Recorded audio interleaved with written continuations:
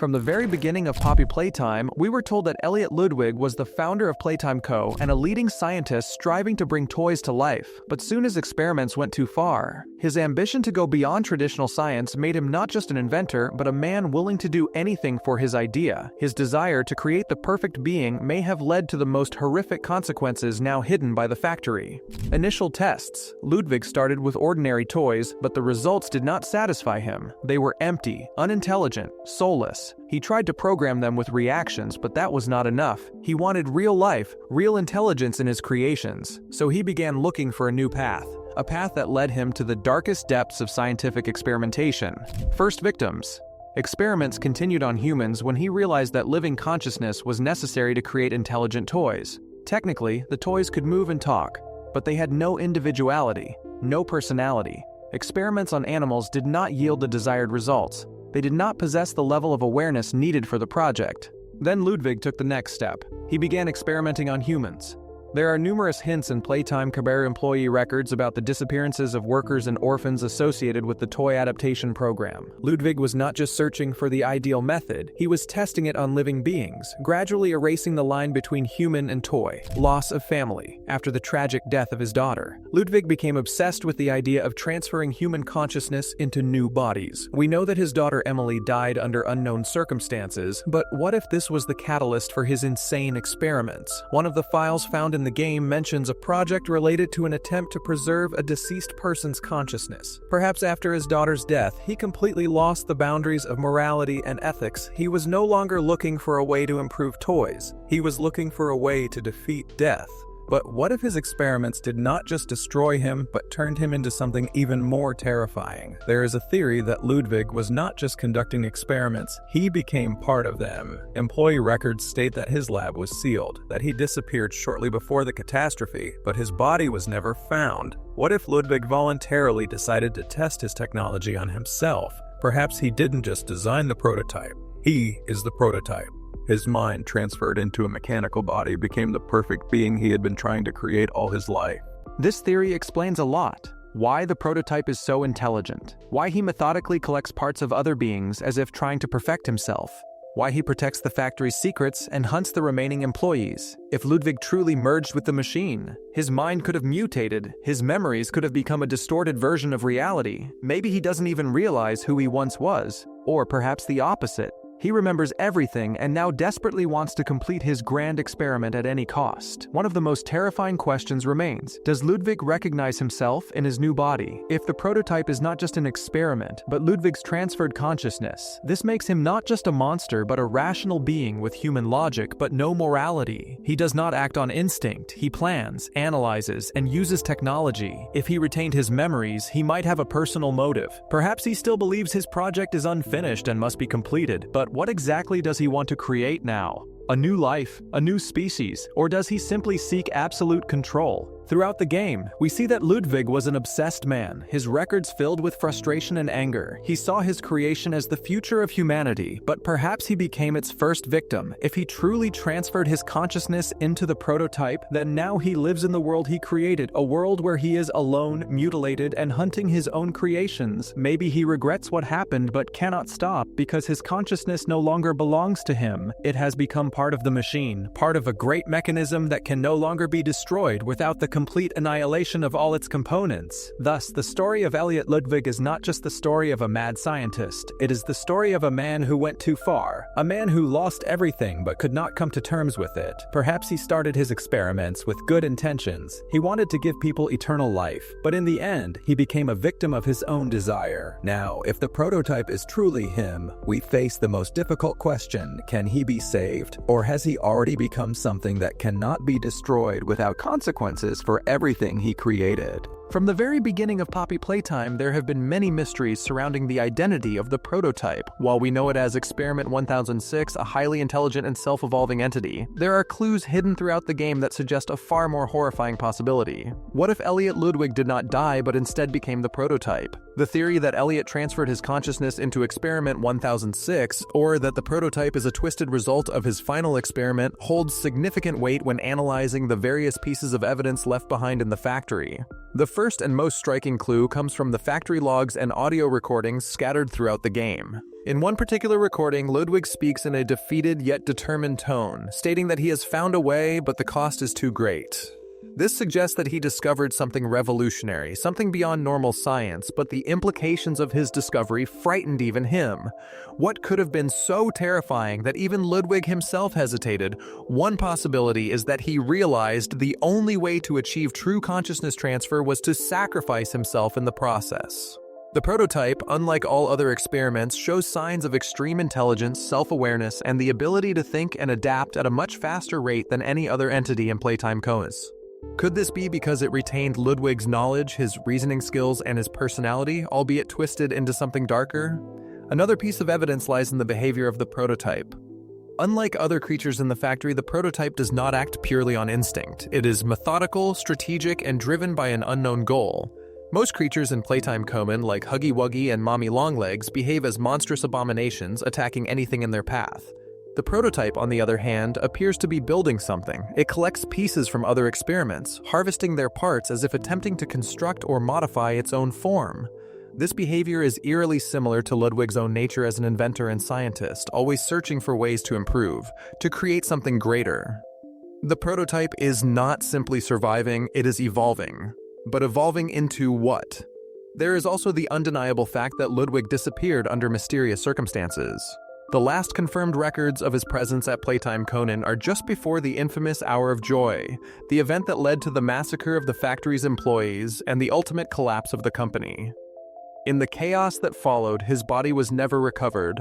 If Ludwig had died, why was there no documentation, no funeral, no remains found? Instead, all that is left behind are cryptic messages, hurriedly deleted files, and sealed-off laboratories that no one was permitted to enter. The eerie absence of his remains and the fact that the prototype emerged around the same time as Ludwig's disappearance suggest a chilling possibility, that Ludwig himself became the prototype, whether by design or by accident.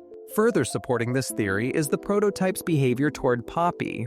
Poppy, unlike the other experiments, is unique. She retains her original personality, her ability to think independently, and most importantly, her memories. While most of the other experiments are mindless killers or corrupted beings, Poppy remains aware of her past, as if she had been designed to hold onto her identity, and she refers to Ludwig as her creator.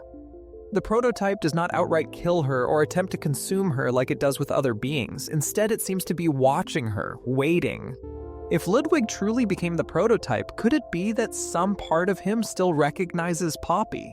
Could it be that she is the only link he has left to his former self? Another alarming aspect of this theory is the prototype's obsession with secrecy. Throughout the factory, we see that every clue about Ludwig's final experiments is either destroyed, redacted, or locked away. The only entity that would have the ability to systematically erase records and ensure that no one uncovers the truth would be the prototype itself. It is as if it does not want anyone to know what really happened. Why? Because if the prototype is Ludwig, then revealing this truth would mean exposing its own origins, perhaps even the painful realization that it was once human.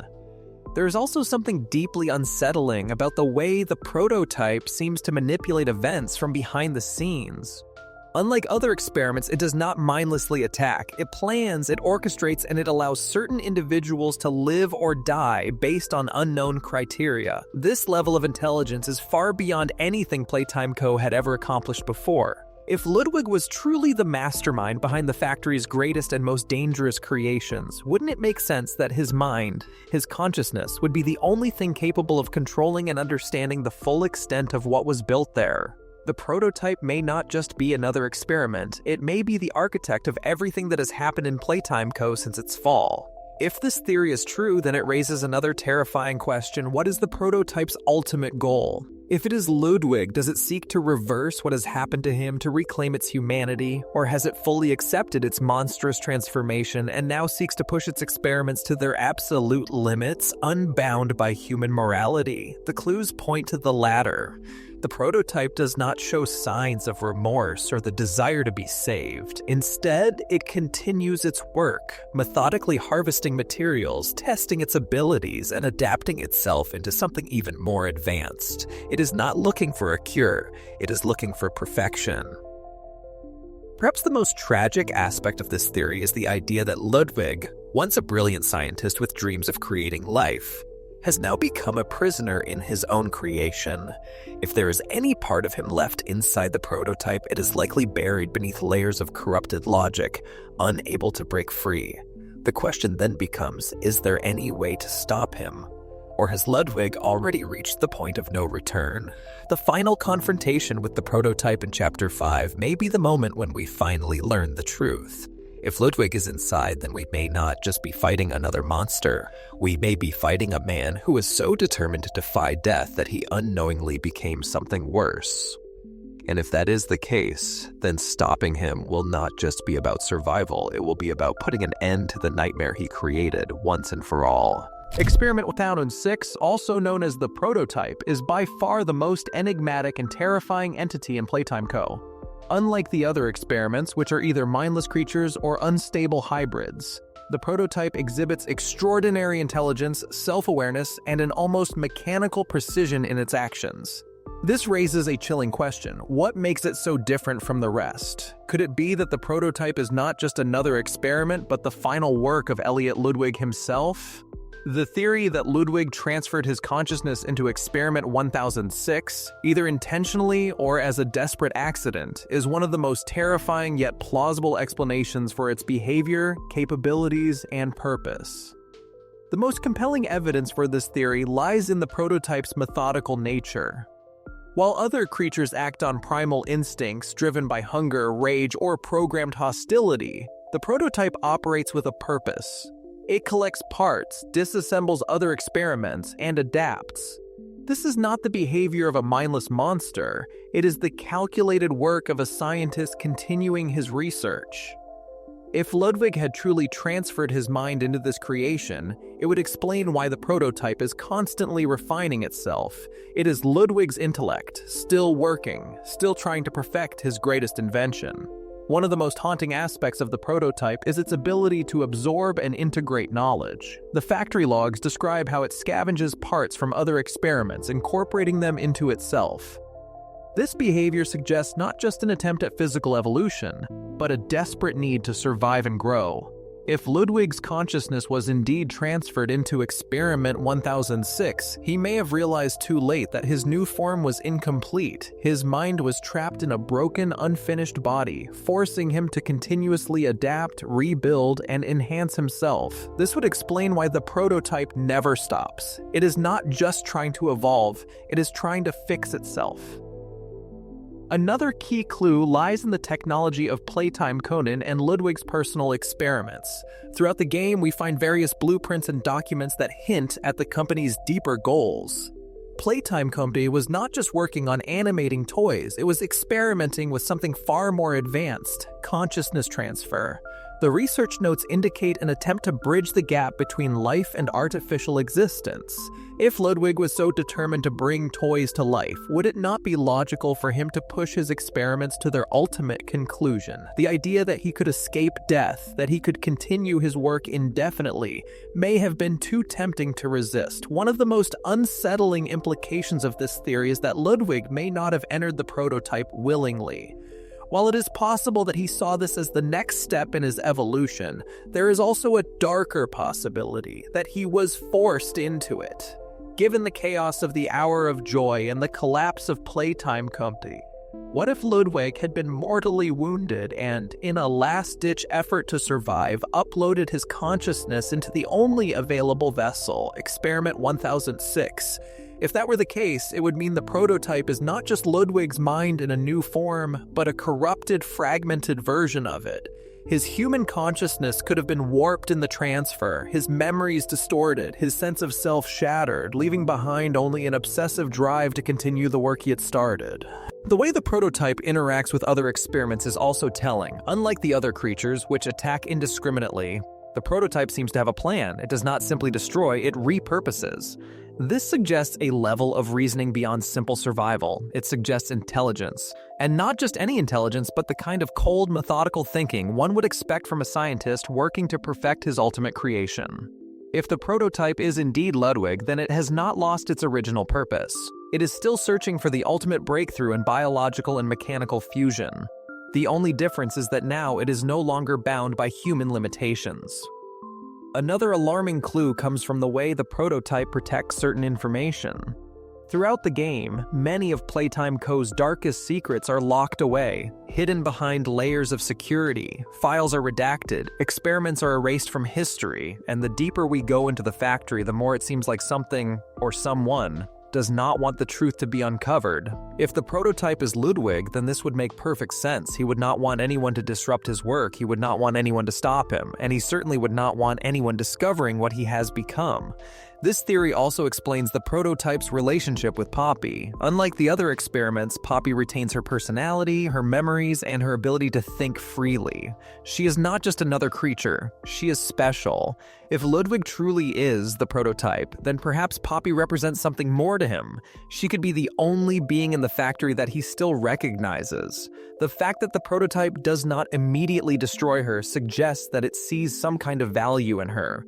Could it be that Ludwig, even in his corrupted state, still has some lingering attachment to his past? Or is Poppy simply another key to his ultimate goal? If the prototype truly is Ludwig, then the implications for Chapter 5 are horrifying. It means that we are not just facing another monster, we are facing the mind behind all of Playtime Co.'s horrors. And if Ludwig is still in there, still thinking, still planning, then he will not stop until his vision is complete. The question then becomes, is there any way to stop him, or has he already gone too far? The final confrontation with the prototype may be one of the most terrifying moments in the entire game. If Ludwig is inside, then what will happen when we finally face him? Will we see a glimpse of the man he once was, or will we be met with nothing but the cold, calculating machine he has become? If Ludwig is still aware of what he is, then his final moments may be ones of realization that he has become the very thing he sought to create, that his search for perfection has led him to something monstrous. Perhaps the most tragic part of this theory is the idea that Ludwig, once a man of great ambition and intelligence, has become trapped in a nightmare of his own making. He sought to create life, but in the end, he only found a way to escape death. And now, as the prototype, he exists in a limbo between man and machine, between creator and creation. Whether he can be saved, or whether he even wants to be, remains to be seen. In Chapter 5, we may finally uncover the truth behind Experiment 1006. If Ludwig is inside, then the greatest horror of all may not be the prototype itself, but the knowledge that the man who once dreamed of bringing toys to life has now become something that can never truly die. If the prototype is indeed Elliot Ludwig, the implications are both terrifying and tragic. This means that Ludwig, the visionary scientist who once sought to bring toys to life, has become something far beyond human comprehension. But if he is still in there, if his mind has survived the transformation, then the most important question remains: what does he want? Does he seek salvation, revenge, or something even worse? Understanding the prototype's motivations could be the key to stopping him, or it could reveal that he has a goal far greater than anyone ever imagined.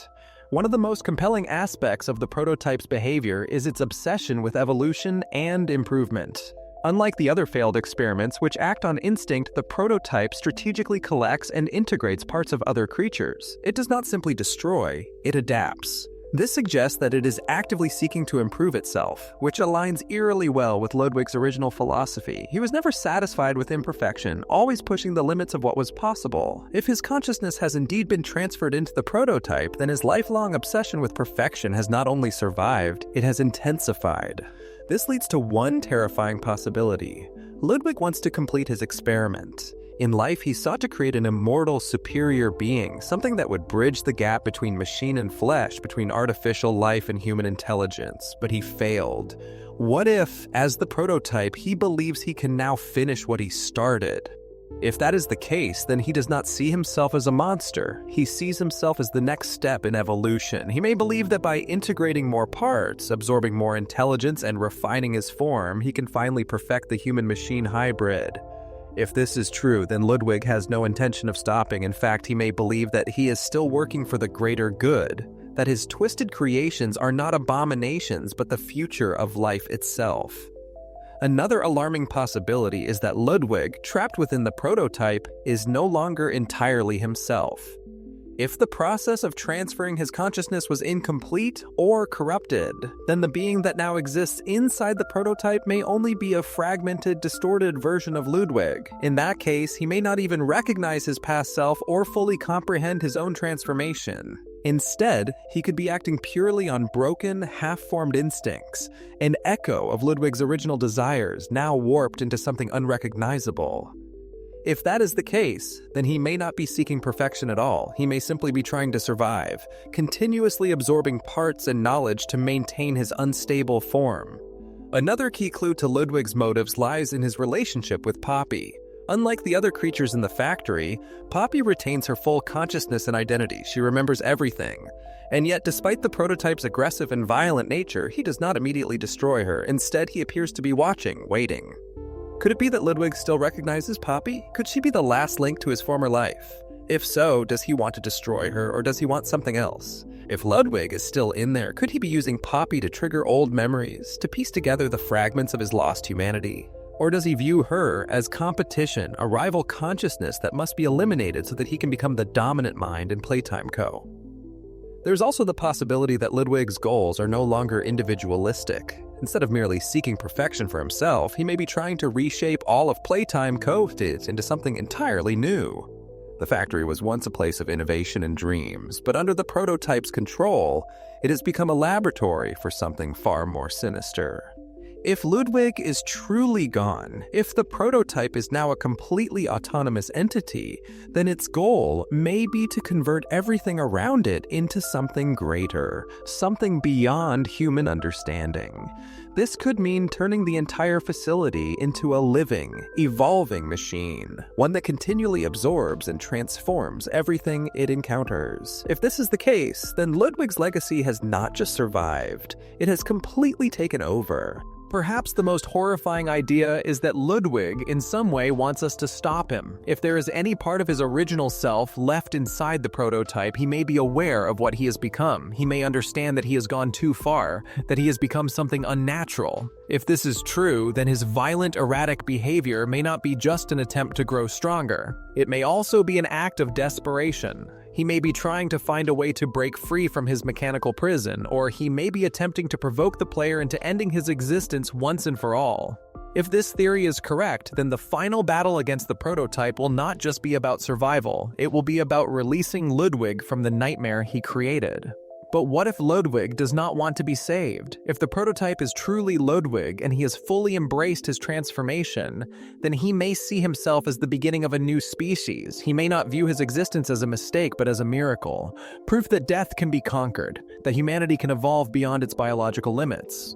If this is his mindset, then he will stop at nothing to ensure that his vision is realized.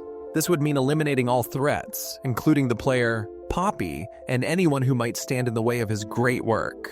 If this is the case, then the only way to stop him may be to destroy the factory itself, to erase every trace of his experiments so that they can never be continued.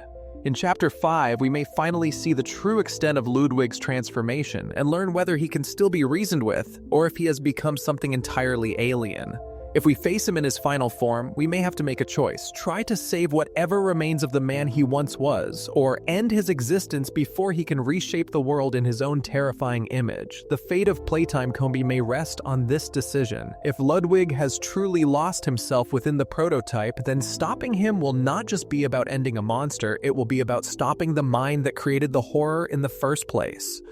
But if any part of him still remains, if any shred of his humanity still lingers, then perhaps, just perhaps, there is a chance to undo what has been done. The question is, will he let us? As we approach what could be the final confrontation in Poppy Playtime Chapter 5, one question looms over everything. Will we have to fight Ludwig? If the prototype is truly Ludwig, if the once great scientist has transformed into something far beyond human, then what will that battle look like? And more importantly, can we even stop him?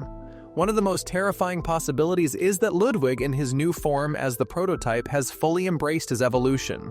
Unlike the other failed experiments, who are merely monstrous creatures driven by instinct, the prototype is intelligent, strategic, and constantly evolving. If he is Ludwig, then he is not just another experiment, he is the culmination of all of Playtime Co.'s research. That means stopping him will not be as simple as defeating a single monster. We may be fighting against the most advanced mind the factory has ever produced. If Ludwig has spent his time in the shadows collecting and absorbing parts, then by the time we face him in Chapter 5, he may have completed his final transformation. Unlike Huggy Wuggy or Mommy Longlegs, who were once separate beings, the prototype has shown that it incorporates other creatures into itself. If it has continued doing this, then by the time we reach him, he may no longer even resemble a single entity. Instead, he may have become something massive, an amalgamation of all the failed experiments, fused into one terrifying entity. The signs of this transformation have already been hinted at. Throughout the factory, we see the prototype scavenging, collecting, and manipulating other experiments. He is building something. What if that something is himself? If Ludwig still exists within the prototype, then his final goal may have been to construct the perfect form, free of all human limitations. This means that the Ludwig we once knew may no longer be there at all. He may have become something far beyond recognition. One of the most unique aspects of a possible final battle with Ludwig is that, unlike the other bosses, he will not simply be a brute force opponent. He is a scientist first and foremost, and that means he will likely use tactics, traps, and psychological warfare against us. Imagine a fight where Ludwig is not just attacking physically, but also manipulating the environment using the factory itself as a weapon. The prototype has control over many of Playtime Co's automated systems. What if he locks us in rooms, controls mechanical arms, or even forces us to fight past previous failed experiments to reach him? This would make the encounter not just a test of strength, but a battle of intelligence, a fight against the very mind that created Playtime Co's most terrifying technology. But the real question is, does Ludwig want to fight us? There are two terrifying possibilities for Ludwig's mindset at the end of Chapter 5. The first is that he is fully in control, completely aware of what he has become, and fully embraces his monstrous new form. If this is the case, then he sees us as nothing more than an obstacle, something that must be eliminated to ensure that his work can continue. This would mean that the final battle is a war between survival and progress. We must stop Ludwig while he tries to push his experiment to its final stage. The second, and perhaps even more horrifying possibility, is that Ludwig wants us to stop him. If any part of his human mind still remains, then it may be trapped in an endless nightmare, aware of what he has become, but unable to escape his own creation. If this is the case, then he may force us to fight him, pushing us to find a way to finally end his existence. This would turn the final battle into something far more tragic. We would not be fighting against a villain. We would be putting down a broken man who has become something beyond saving. If the prototype is Ludwig, then simply attacking him head-on may not be enough. We may need to do something far more drastic, something that prevents him from ever evolving again. There are a few possibilities. Destroying Playtime Company entirely. If Ludwig is linked to the factory, if his existence is tied to the machinery and experiments within it, then blowing up the entire complex may be the only way to ensure he is stopped for good. This would mean setting off a chain reaction leading to a climactic escape sequence as the entire structure collapses around us, using his own technology against him. If Ludwig created the prototype, then perhaps there is a way to reverse the process if we find blueprints or old research files detailing the consciousness transfer process. There may be a way to shut him down, possibly by severing his connection to the network or trapping his mind in a way that prevents him from continuing his evolution, forcing Ludwig to face his own humanity. If Ludwig still exists within the prototype, then what if the only way to stop him is to remind him of who he once was? If Poppy is the key to his past, then she may be the only one who can reach him. This would turn the final encounter into an emotional standoff rather than a simple battle, one where we must convince Ludwig to let go, to choose his own end. One of the most terrifying aspects of Chapter 5 is the possibility that we might not win. If Ludwig has truly become something unstoppable, then what happens if he succeeds? What if his experiment reaches its final stage? The implications are horrifying. If Ludwig completes his transformation, then he may no longer be bound by Playtime Co. He could escape. He could expand. He could take his knowledge beyond the factory walls, spreading his twisted vision to the outside world. This would mean that the nightmare does not end with us. It begins with us. If we fail, then we may be responsible for releasing Ludwig's ultimate creation into the world. Chapter 5 may be the final chapter of Poppy Playtime as we know it, but depending on how the story unfolds, it could also set up an even greater horror. If Ludwig is the prototype, and if his experiment continues beyond the factory, then the series could evolve into something even darker. A story where the horrors of Playtime Copeting are no longer contained but unleashed upon the world. The final battle against Ludwig will be unlike anything we have faced before. It will not just be a test of strength, it will be a test of everything we have learned about Playtime Co., its experiments, and the man who started it all. The biggest question is no longer whether we can win, but whether Ludwig himself will let us.